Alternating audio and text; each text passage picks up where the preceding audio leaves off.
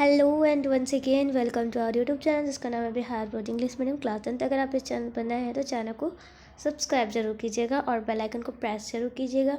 और अभी तक आप टेलीग्राम चैनल पर ज्वाइन हो तो टेलीग्राम में लिंक मिलेगा आपको डिस्क्रिप्शन में, ज्वाइन हो जाना। जैसे कि आप जानते हैं आपके 2025 में है बोर्ड एग्ज़ाम, वो भी आप हैं इंग्लिश मीडियम के स्टूडेंट। ओके, क्योंकि हम इंग्लिश मीडियम के स्टूडेंट के बारे में ही बात करेंगे because Bihar board English medium हमारे चैनल का नाम ही है। तो सारी चीज़ों को हटाकर मैं बात करती हूँ 2025 में आप लोगों को कितने के एग्ज़ाम है। 17 फरवरी या डेट शीट आप लोगों की निकल गई है ना। क्यों? क्योंकि हर साल 15 फरवरी को होता है, अब 17 फरवरी ही क्यों? क्योंकि 15 फरवरी को जो इंटरमीडिएट के एग्ज़ामिनर जो स्टूडेंट है उनके एग्ज़ाम ख़त्म हो रही है, डेट्स आप लोगों को 17 फरवरी को दिया गया। तो उसमें डेट शीट से हमें कोई लेना देना नहीं है। 2 दिन बाद और 2 दिन पहले एग्ज़ाम तो हमें ही देना जाने पड़ेगा, मतलब आप ही लोगों को देना जाना पड़ेगा, ठीक है। तो आपको क्या करना है, सोशल साइंस बहुत इंपॉर्टेंट है। बहुत से बच्चों को डर लगता है कि इसमें तो डेट है, डेट वाली क्वेश्चन है, याद करनी पड़ेगी। डेट वाली क्वेश्चन मैं कैसे याद करूँगी एंड मैं कैसे याद करूँगा डेट वाली क्वेश्चन। बहुत ज़्यादा क्वेश्चन होती हैं, कंट्री के बारे में पूछी जाती है, तो ये सारे क्वेश्चन आते हैं ना। तो उसके आज मैं बात करूँगी सिलेबस, इंपॉर्टेंट सिलेबस तो बहुत है इंपॉर्टेंट सिलेबस, बहुत है मतलब कि मैक्सिमम जिसमें क्वेश्चन पूछे जाते हैं वो चैप्टर का मैं नाम बताऊँगी, ठीक है। नोट डाउन करते जाना। तो मैं इसमें सिलेबस की बात करूँगी। एनसीईआरटी आपको पढ़नी चाहिए कि एनसीईआरटी किससे क्वेश्चन डायरेक्ट पूछे जाते हैं, वो सारी चीज़ें। तो देखो सोशल साइंस में कौन सा सब्जेक्ट आता है। देखो हिस्ट्री आती है, इसके अंडर में इकोनॉमिक आती है, ज्योग्राफी आती है, सिविक्स और डिजास्टर मैनेजमेंट। ओके, तो ये सारे चैप्टर मेरे चैनल पर अपलोडेड है। कुछ चैप्टर मैं भी अगर छूटे हो सिलेबस अभी तो मुझे याद नहीं, बट या छूटे हैं कोई चैप्टर तो आप लोग देख लेना। बट इकोनॉमिक कंप्लीट है मेरे चैनल पर, डिजास्टर मैनेजमेंट भी कंप्लीट है, ज्योग्राफी भी कंप्लीट है, हिस्ट्री भी कंप्लीट है, सिविक्स भी कंप्लीट है, मतलब सब कंप्लीट। आप एक बार बस जाके चेकआउट कर लेना। अगर आपको कोई भी वीडियो देखनी हो तो सबसे पहले मैं कहूँगी कि अगर आपके जो मैं चैप्टर का नाम बताने वाली हूँ, चैप्टर का नेम बताने वाली हूँ अभी जस्ट 1 मिनट में, उसको आपको नोट आउट करना और देखना उसमें से कौन से चैप्टर आपके कंप्लीट नहीं है तो उसके क्या करोगे तुम, उसको याद नहीं करना है चैप्टर को, आपको क्या करना है उसकी वीडियो यूट्यूब पे सर्च करनी है कि 1 शॉट वीडियो लगाओ जिससे समझ में आए, उसको लो एंड पढ़ो, ठीक है। बस इतना ही मैं कहूँ, ज़्यादा 30 मिनट वाली वीडियो देखना, 28 मिनट वाली वीडियो। अब 1 घंटे 2 घंटे वाली वीडियो मत देखने लग जाना, बहुत ज़्यादा दिक्कत कर देगा। अब बुक के बारे में बात करें तो एससीईआरटी और एनसीईआरटी। देखो एनसीईआरटी भी अच्छी है, एससीईआरटी भी अच्छी है, ठीक है।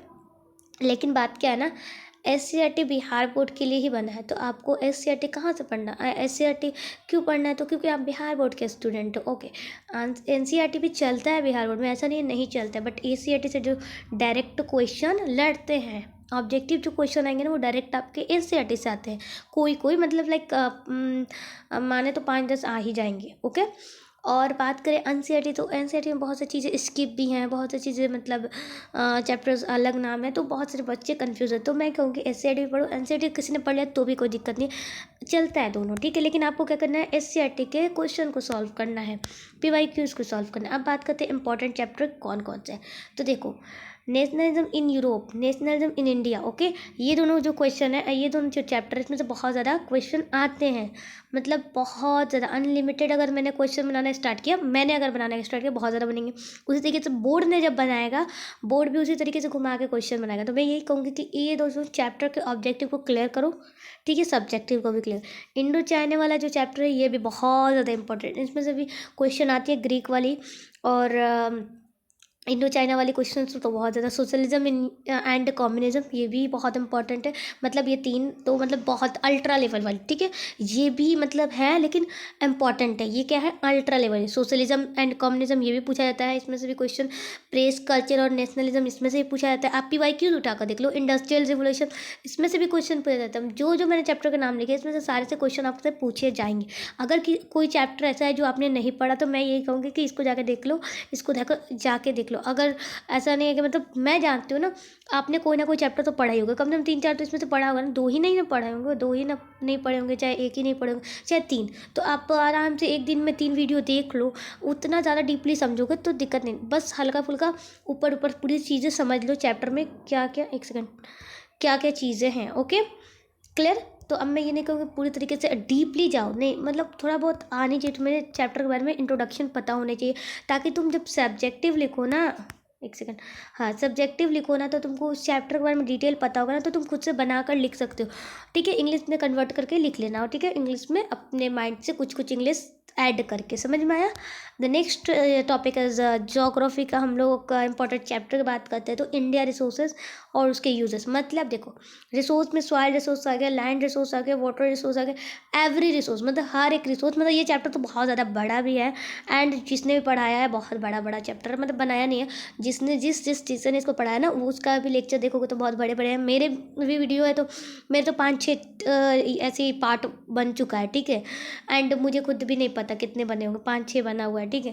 तो मैं यही कहूँगी कि इसको शॉर्ट फॉर्म में देखो, अगर तुमने नहीं देखा, इसको बहुत इंपॉर्टेंट है ये, बहुत ज़्यादा बाबू, अगर तुमने ये वाले नहीं किया, मैं यहाँ से येलो से कर, रेड से करना चाहिए, ठीक है, अगर तुमने ये वाली चैप्टर नहीं की है तो आज ही जाके कंप्लीट करो, क्योंकि इससे सब्जेक्टिव ऑब्जेक्टिव क्वेश्चन बनते ही हैं बहुत ज़्यादा।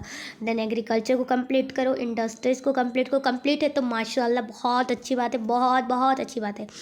बिहार के बारे में तो इसको तो छोड़ना ही नहीं, बिहार भाई, हम लोग बिहार बोर्ड का एग्ज़ाम देने वाले हैं, हम लोग बिहार से बिलोंग करते हैं, तो इसमें बिहार के बारे में पूरी की पूरी इन्फॉर्मेशन दी हुई है, तो आपको क्या करना है, बिहार वाले चैप्टर को भी स्किप नहीं करना, ये भी अल्ट्रा वाली इम्पॉर्टेंट है।